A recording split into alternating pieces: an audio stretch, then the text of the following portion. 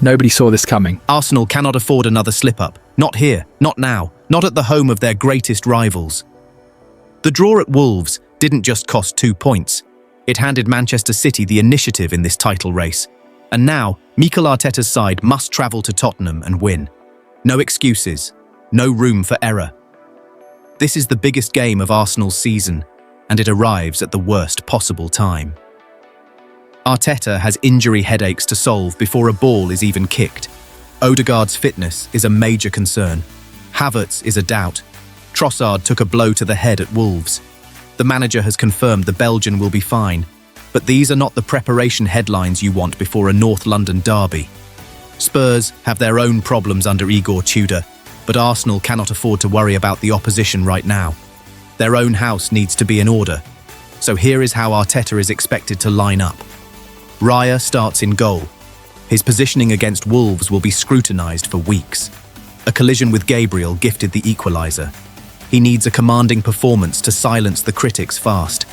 Timber continues at right back despite his dip in form. Calls for Ben White are growing louder, but Arteta is backing his man. That trust has to be repaid at the Tottenham Hotspur Stadium. Saliba was one of the better performers at Wolves. He will need to be at his absolute best against a physical Spurs attack. Gabriel is under the spotlight too. The collision with Raya left fans furious. He will want to lead from the back and put in a statement display. Hincapi has been a rare bright spot. 2 goal contributions in 2 games. The left-back arrives in this fixture in form, and Arsenal need that energy to continue. In midfield, Zubimendi lines up despite growing criticism. 6 months of excellence have given way to difficult recent weeks, and the calls for Norgard to replace him are intensifying. This derby is the perfect chance to remind everyone exactly why Arsenal fought so hard to sign him: Declan Rice. This is his moment. When the pressure is highest, Rice must be the one who grabs this game by the throat. Arsenal need their biggest player to deliver their biggest performance. Odegaard is expected to start if fit, and Arteta has suggested there is a strong chance he features. If he plays, he could be the difference. He has that quality. Saka signed his new deal and scored at Wolves. The hope is that momentum carries him into this one. He thrives in big games, always has. Gyökeres leads the line. 5 missed controls and no shots at Wolves is not good enough for a striker of his calibre. But with Jesus and Havertz both doubts, the Swede gets the nod. He will be desperate to prove he belongs on the biggest stage in English football. Trossard completes the attack. Confirmed fit. Expected to start. He will need to be sharp from the first whistle. Arsenal. Raya. Timber. Saliba. Gabriel. Hincapi. Zubimendi. Rice. Odegaard. Saka. Trossard. Gyökeres. The system is set. The 11th is picked. Now comes the hard part. Because titles are not won in October or November or February. They are won on nights and afternoons like this one. Away from home. Under pressure. Against your fiercest rivals. Arsenal know what is at stake. The question is whether they can deliver when it matters most. Villa's decisive goal. His first for the club. A header that kept their European ambitions alive. Those are the moments that complicate his evaluation. There is talent, there is quality, but there is no sustained run that screams, sign him permanently, and that leaves Villa in a difficult position. Do they commit, or do they step away? If Emery, a coach known for tactical clarity and player development, cannot unlock consistency, where does Sancho turn next? Because this is not 2020 anymore. He is no longer the hottest young winger in Europe. He is a 25-year-old searching for stability. Meanwhile, back at Old Trafford, the rebuild continues. United have a 2-week break after their FA Cup exit. By the time they face Everton, nearly 2 weeks will have passed since Benjamin Sesko secured a point at West Ham. But the headlines have not paused. Michael Carrick's future as manager remains under scrutiny. 12 matches left. 12 opportunities to strengthen his case.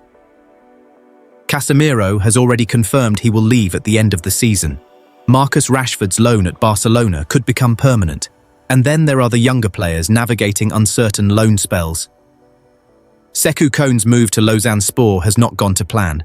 He debuted as a substitute in a league defeat to Thun. Since then, unused in 2 more matches. Now excluded from the Conference League squad. That exclusion stings. United had highlighted possible European involvement as a reason for the loan. Lausanne are seeded for the playoff round after finishing 9th in the league phase. Yet Cone will not feature.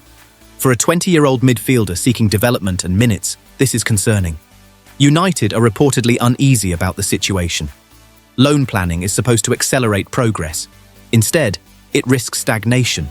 And while United navigate internal uncertainty, Barcelona may complicate their transfer ambitions yet again. Borussia Dortmund right-back Julian Ryerson is reportedly on United's radar.